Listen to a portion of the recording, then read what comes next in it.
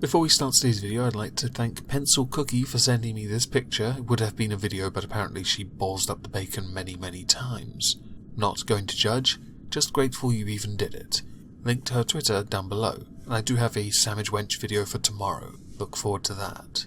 For the subject of today's video, I want to cover a bit of an anecdote, things that have been said that many will have undoubtedly heard about when I have done my Prime Minister's responses on the Cthulhu-Kin and Friends show. And if anyone's wondering, their Parliament's been in recess for the last couple of weeks. It'll be on next Wednesday. But I will be streaming tonight, 9:30 PM GMT with Trups on that channel, doing a political recap. Now, in Parliament, on many occasions, MPs have stood up and said, I have received X, Y, N, blah blah, abuse. They have gone off and explained the levels of abuse, and if they can, then proceed to pigeonhole it into whichever oppressed group they can put it into. Naturally, those that cannot do that are the white men. The women have the misogyny card, which is why people like Stella Creasy are pushing for a misogyny law to be introduced. Some towns going so far as to actively go out of their way to punish those committing the heinous crime of misogyny. But that's not what I want to focus on, it's the bullying, or as they call it, cyberbullying, which I think many of us can agree can possibly be perceived as a subjective term, depending on how the law is interpreted. If a law is introduced on cyberbullying, it has to be specific, don't you agree? I personally don't agree with it at all, but that's because I like to watch people squirm, and because I generally think most of the abuse people get, or I get, is banter, and banter's good. Banter keeps me on my toes, and allows me to stretch that oh so precious wit. Something you probably don't see that often in these videos, because I'm far too lazy to think of something witty. Now, cyberbullying as a whole is the assumption that somebody has gone out of their way to harass somebody on the internet as opposed to the real life. Bullying in and of itself can arguably happen on both platforms. I say arguably because there are going to be some that say it's not bullying. I'll let you decide. But cyberbullying is fascinating nonetheless, how it happens within social circles on the internet, and whether people do it for whatever reason they feel like doing it. Context is, as we should all agree here, very important. But again, what is and is not cyberbullying is key. Whether it be just a little banter, or whether you've criticised somebody and they've taken it the wrong way, which is undoubtedly going to happen if you use words like on Twitter to express yourselves.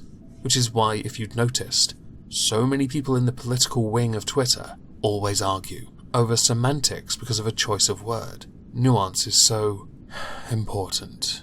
Now, I bring up cyberbullying because Michigan, in March of this year it will come into effect, but Michigan has signed into effect 2 bills outlawing cyberbullying. And this is fascinating because I'm actually going to be going to Michigan at some point this year to visit a very lovely friend of mine and her husband, go shooting,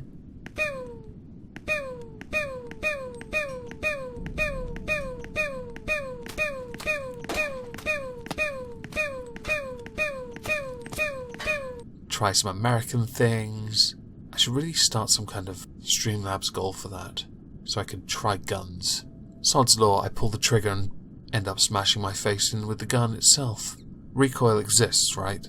Now, those 2 bills, or the 2-bill package, was among more than 400 measures that were sent to Schneider, Rick Schneider being the governor, the Republican governor of Michigan's desk earlier this month, during what many have called a lame duck session. The GOP's proposal would have expanded the state's safe haven law, and that is more of a reference to the baby box legislation, which has been, I believe, vetoed by Schneider anyway, with him being quoted as saying, I do not believe it is appropriate for parents to surrender a baby by simply depositing the baby into a device, rather than physically handing the baby to a uniformed police, fire or hospital employee. Not relevant today, but I did want to, since I mentioned it, clarify it.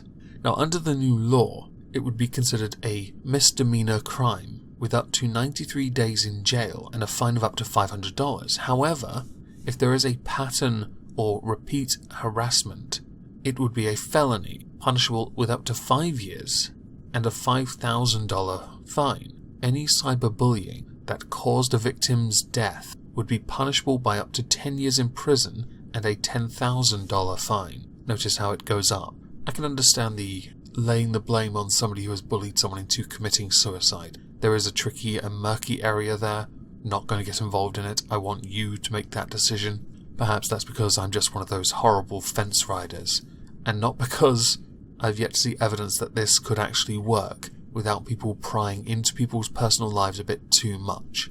We all know how some of those precious agencies that both the UK and the US have love that data. In a statement released by Schneider, he said cyberbullying can cause just as much trauma as traditional bullying, so it's important that it be considered a crime. It's like parity of esteem, regarding a physical crime the same as that of an internet crime, if that makes sense.